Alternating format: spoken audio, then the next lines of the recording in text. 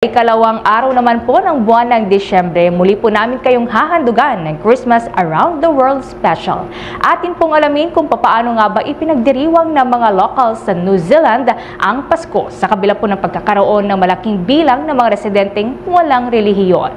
Narito po ang inhandang special report ni Bombo Victoriantino. Bombo Radio Philippines presents Christmas Around the World. Magandang araw mga kabombot ka Star Nation.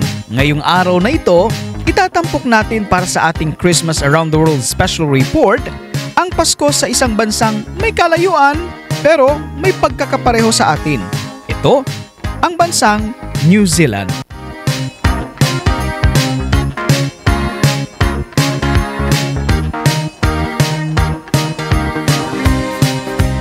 Sa pamamagitan ng ating exclusive interview kay Engineer Teresa Radoba, isang Filipina aircraft mechanic sa New Zealand, ating alamin kung paano ipinagdiriwang ng mga local sa New Zealand ang Pasko sa kanilang bansa.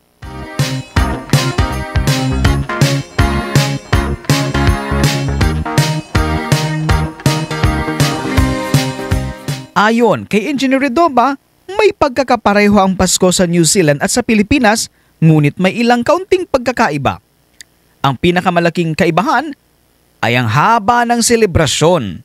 Sa Pilipinas, ang ating Pasko ay karaniwang nagsisimula pa lamang pagpasok ng buwan ng Setyembre o Burr months at nagtatapos naman sa unang linggo ng Enero, habang sa New Zealand, mas maigsi ang kanilang selebrasyon, ngunit puno pa rin ng saya at pagmamahal. Kanina po sa office, nag-start na rin na maglagay ng mga decorations. So parang nafe-feel ko na rin na Christmas, although marami po sa amin yung hindi talaga nagsi-celebrate ng Christmas. Pero merong mga gift giving na rin. Malaking kaalaman rin ang ibinahagi ni Engineer Radoba ay ang relihiyon sa New Zealand. Ayon sa kanya, mahigit 50% ng populasyon sa naturang bansa ay walang relihiyon. Well, according po sa census po, no religion. Mahigit po mahigit 50% po ng mga taga rito ay wala po silang religion. Tapos next po is yung Christianity. Pag samasamahin po yung mga different na denomination ng Christian. Next po yung Christianity na marami dito. Tapos marami din pong Indian, so maraming Hindu, tapos may mga Buddhist, tapos iba-iba na po. Ngunit sa kabila ng relihiyosong pagkakaiba, nararamdaman pa rin ang kasiyahan at pagdiriwang ng Pasko sa bansang New Zealand. Sa ngayon, mahigit 105,000 na ang mga Filipino ang naninirahan sa naturang bansa.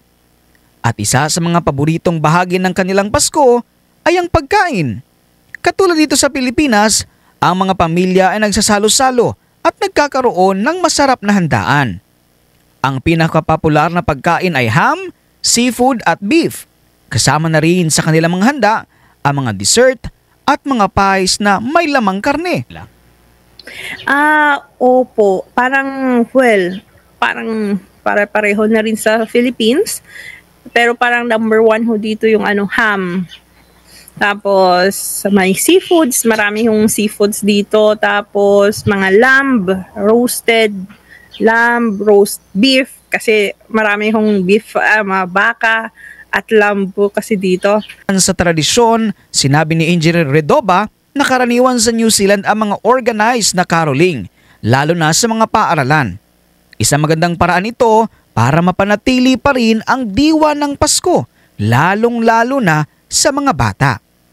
Sa mga simbahan naman, may mga misa at ibang aktibidad. Ngunit sa kabuuan, ang Pasko sa New Zealand ay isang pagkakataon para sa mga pamilya na magkaisa, mag-relax at magbahagi ng mga masasayang sandali. Hello po, Merry Christmas po sa lahat at Happy New Year na rin po. Lalo na po sa family ko, sa Radoba family po sa Pasig City, Iloilo. At saka yung po palang family friends namin na lagi pong nag-aabang sa Bombo Radio, si Manang Kala, Manong Kanor, sa nanay at tatay ko po.